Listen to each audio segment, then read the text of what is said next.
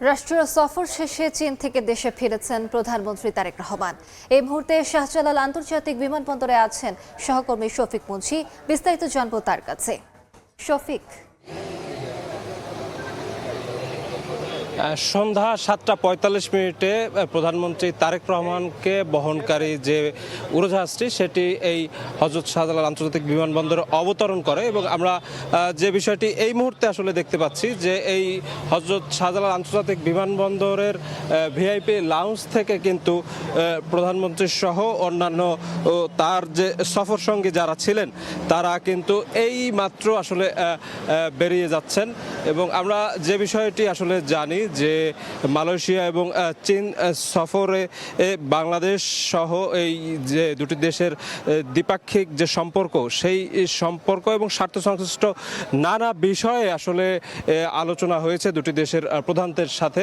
এবং বিএনপি এবং সরকারের পক্ষ থেকে আসলে এই যে প্রথম বিদেশ সফর প্রধানমন্ত্রী সেটিকে আসলে ঐতিহাসিক আখ্যা দিয়ে তারা বলছেন, বিশেষ করে তিস্তা মহাপরিকল্পনা সহ বাংলাদেশের নদী ব্যবস্থাপনায় চীন বাংলাদেশকে সহযোগিতার আশ্বাস দিয়েছে। একই সাথে বাংলাদেশের দীর্ঘদিনের যে একটি সমস্যা ছিল রোহিঙ্গা সমস্যা, সেই সমস্যা দূরীকরণেও আসলে চীনের সাথে বাংলাদেশ ভবিষ্যতে কাজ করবে এমন একটি জায়গা কিন্তু এই যে সফর ঐতিহাসিক সফর বলে আখ্যা দেওয়া হচ্ছে বিএনপির পক্ষ থেকে, সেই জায়গাটিতে হয়েছে বলেও আমরা জেনেছি।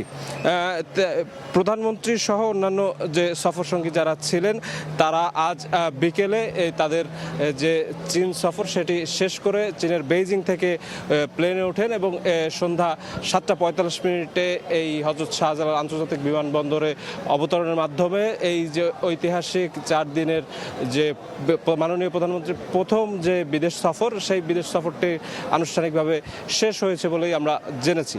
তো এই ছিল আমার কাছে হযরত শাহজালাল আন্তর্জাতিক বিমানবন্দর থেকে প্রধানমন্ত্রীর যে প্রথম বিদেশ সফর সে ব্যাপারে সর্বশেষ খবর।